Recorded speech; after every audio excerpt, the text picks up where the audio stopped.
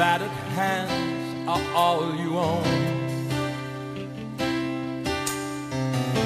This broken heart is turned to stone. Go hang your glory on the wall.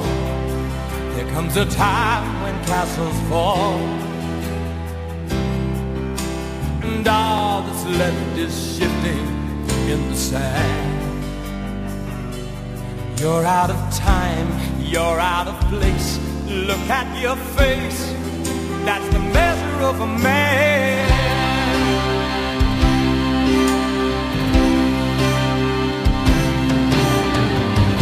This coat that fits you like a glove, these dirty streets you learn to love. So welcome back, my long-lost friend. You've been to hell and back again,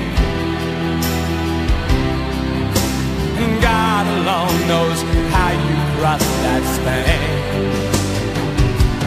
Back on the beat, back to the start. Trust in your heart, that's the measure of a man.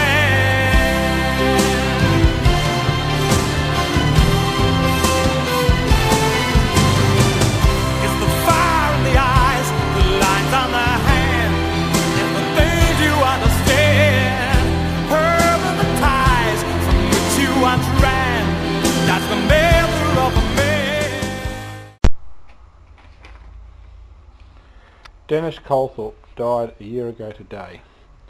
He lived 83 years and left a mark on this world in the people he touched and the things he accomplished. His war, like many others, was not marked with medals of valour, but nevertheless it took real courage to live. That courage took him throughout his life, and in the months before his death he lost none of it. He faced the end of his life in the same manner he faced life itself. When death came, it was swift, but I am sure his last breath was as brave as any. He had joked with his brother a few weeks before that a recent heart attack showed him there was just blackness after life, and while in no hurry, it did not scare him. Dennis was a youth when the war started, and his first action was off the beaches of Dunkirk, just shy of 16. There, as a naval representative on the tug Corona, he got his first taste of war at sea. The sound of dive bombers on movies still made him shudder. He was sunk and barely survived when he was 17. And his 18th birthday was spent at sea in PQ-17, a convoy to Russia made famous for the 60% casualties it suffered. Married before he was 19, he was a father before he was 21. He finished his war in Dover, minesweeping under the guns of the German army, who regularly shelled the town and the ships at sea. Air attacks were common, and in 1943 he took a hit in the back, barely missing his spine. In 1948 he paid off into civilian life, having spent over 5 years at war and never far from some form of action. He was a survivor. These are some of the stories I learnt later as I grew to know my father not just as Dad, but as a man and a friend. As a father, I remember he guided and nurtured me. He rarely chastised me, and if he ever realised he was wrong, he would apologise. I learnt that if you are confident and are willing to learn from your mistakes, that the word sorry holds little or no fear, and failure is simply another signpost showing the way. He showed me that service to your community and to the nation were not just idle talk. He drove ambulances on a voluntary basis to show that point. If I knew nothing of his war service, that episode alone would speak volumes of the man. When I joined the Navy, he put aside his fear that I may go in harm's way and let me steer my own course. Throughout my service, he would support and applaud me. Only when I became a father did I realise the courage that took. His pride in my service was evident when you walked into his home, for there was little of his own service but plenty of mine, and his service was in much more trying times. Dad, you helped me become a man. I learnt the essence of manhood in your example, but I was not stifled by your shadow. Instead, I was able to grow and in some ways surpass you. Thank you, my friend, and may this rose float out where your heart would have been had you had the choice. There are no roses on a sailor's grave, nor wreaths upon the stormy-tossed waves. No last post from the royal bands, so far away from their native land.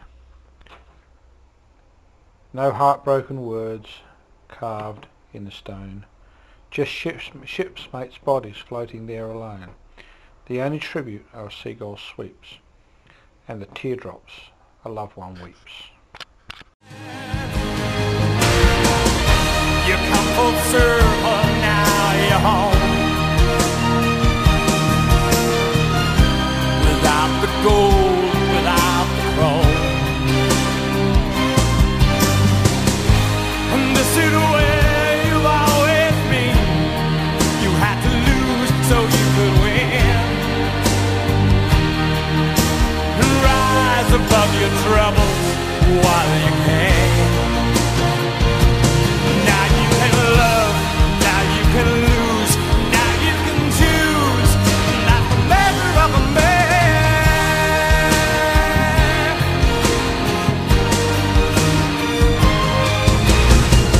It's the fire in the eyes, the lines on the hand. It's the things you understand, the permanent ties from which you once ran. That's the measure of a man.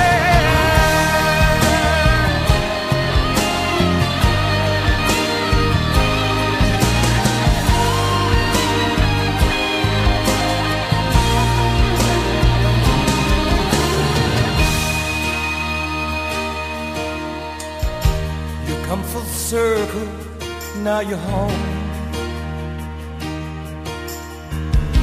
Without the gold, without the chrome.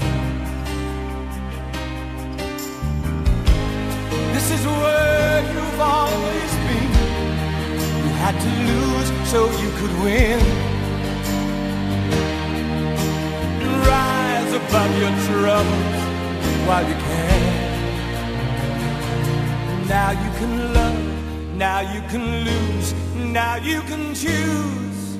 That's the measure of a man.